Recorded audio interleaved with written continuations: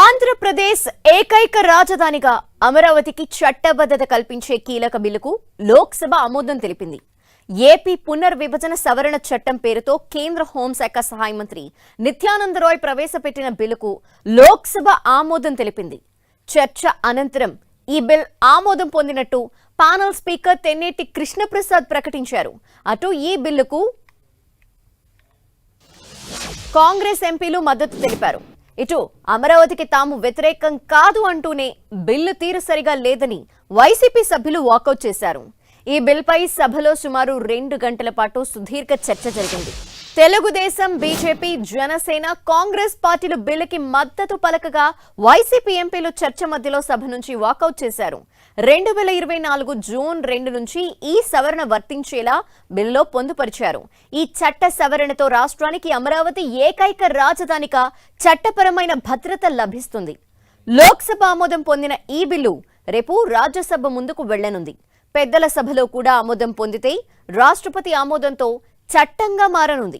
దీంతో గతంలో వచ్చిన 3 రాజధానుల ప్రతిపాదనకు చట్టపరంగా తెరపడినట్లవుతుంది.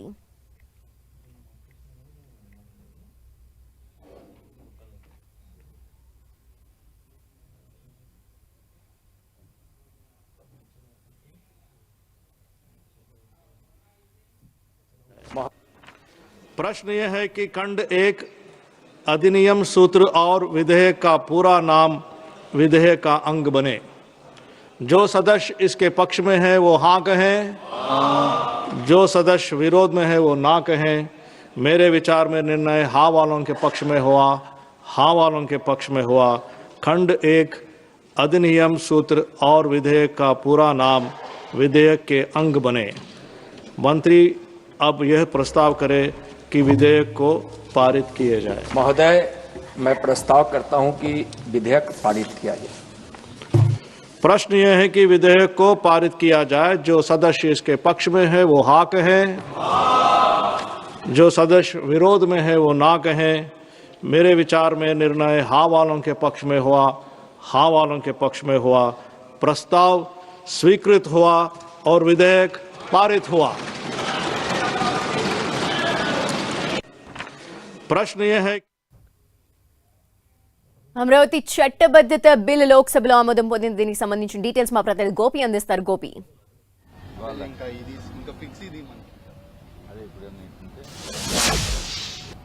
పునర్విభజన చట్టాన్ని సవరిస్తూ 2026 సవరణ చట్టంగా తీసుకురావడం జరిగింది. దీన్ని కేంద్ర హోంశాఖ సహాయ మంత్రి సభలో ప్రవేశపెట్టడం జరిగింది. దానిపైన చర్చకు ఇటు కేంద్ర సహాయ మంత్రి పెమ్మసాని చంద్రశేఖర్ ఈ యొక్క బిల్లుకు సంబంధించి కూడా చర్చను ప్రారంభించడం జరిగింది. ముఖ్యంగా రాష్ట్ర రాజధాని లేకుండా గత 2 సంవత్సరాలుగా కూడా ఆంధ్రప్రదేశ్ గడుపుతోంది. అమరావతిని శాశ్వత రాజధానిగా చేయాలంటూ కూడా ఇప్పటికే ఈ అంశం పైన ఆంధ్రప్రదేశ్ శాసనసభ తీర్మానాన్ని కూడా చేసి కేంద్రానికి పంపడం జరిగింది. దానికి సంబంధించి కూడా ఈ చర్చ సందర్భంగా జరిగింది. అయితే అమరావతి రాజధానిగా చేయడము, దాని వెనకాల రైతుల కృషి, ఇతర అంశాలపైన కూడా ఇటు ఎంపీలు, ఇతర పార్టీకి సంబంధించిన నేతలంతా కూడా మాట్లాడడం జరిగింది. అయితే ఆంధ్రప్రదేశ్ రాజధాని 2024 జూన్ 2 నుంచి కూడా అమరావతిని రాజధానిగా గుర్తిస్తూ ఈరోజు బిల్లు పాస్ అవ్వడం జరిగింది.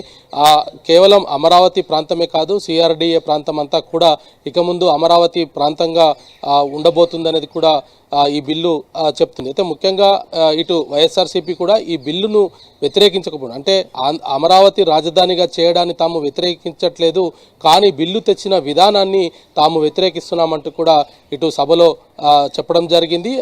దానిపైన చర్చ అనంతరం వైఎస్ఆర్సీపీ ఎంపీలంతా కూడా లోక్సభను వాకౌట్ చేస్తూ బయటికి వెళ్ళిపోవడం జరిగింది. అయితే 2014 తర్వాత, రాష్ట్ర విభజన జరిగిన తర్వాత 10 సంవత్సరాల పాటు ఉమ్మడి రాజధానిగా హైదరాబాదును నిర్ణయిస్తూ అప్పట్లో 2014లో ఆంధ్రప్రదేశ్ పునర్విభజన చట్టాన్ని తీసుకురావడం జరిగింది. 2024 తోటి ఆ కాలం పూర్తి అవ్వడం జరిగింది. 24 తర్వాత కూడా రాజధాని లేకుండానే ప్రస్తుతం ఆంధ్రప్రదేశ్ ఉన్న పరిస్థితి ఉంది. అయితే రైతులు ఇచ్చిన భూములకు సంబంధించి, అంటే తమ వ్యవసాయ భూమి అంతా కూడా రాష్ట్ర అభివృద్ధి కోసం రైతులు ఇవ్వడం జరిగింది. ఆ తర్వాత 36,000 ఎకరాలకు సంబంధించి కూడా వాళ్ళు గత 12 సంవత్సరాలుగా కూడా పోరాటం చేస్తూ ఉన్న పరిస్థితి అయితే కనపడుతుంది. అంటే తమ భూములు కోల్పోయినప్పటికీ కూడా రాజధాని అక్కడ నిర్మాణం జరగట్లేదు, ఇతర ప్రాంతాలకు కూడా రాజధాని తరలి వెళ్తుందన్న ఆందోళన కూడా వాళ్ళు చేయడం జరిగింది. ఒకానొక సమయంలో ఢిల్లీ జంతర్ మంతర్ వద్ద కూడా రైతులు ఆందోళన చేసిన పరిస్థితి చూస్తూ వచ్చాం. అయితే ఈరోజు కొంత చారిత్రాత్మకమైన బిల్ అని చెప్పొచ్చు. ఎందుకంటే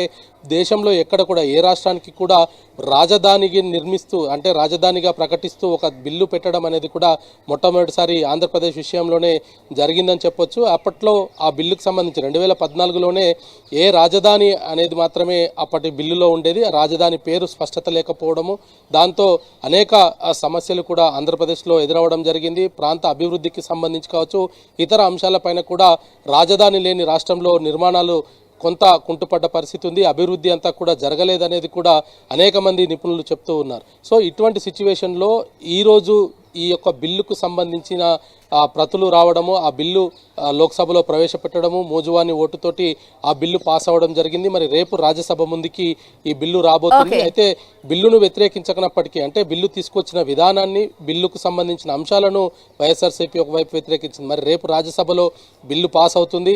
రేపు రాజ్యసభ బిల్లు చర్చ సందర్భంగా కూడా ఏపీ మంత్రి నారా లోకేష్ ఇటు రాజ్యసభకు వెళ్తారు. వెల్లో నుంచి ఆయన ఆ చర్చనంతా కూడా చూస్తారనేది కూడా చెప్తూ ఉన్నారు. ఆ తర్వాత కేంద్ర కేబినెట్ ముందుకి ఆ బిల్లు వెళ్తుంది. కేబినెట్ ఆమోదం తర్వాత రాష్ట్రపతి ఆమోదంతో దాన్ని గెజిట్ అయితే విడుదల చేయనున్నారు. Right Gopi, thank you.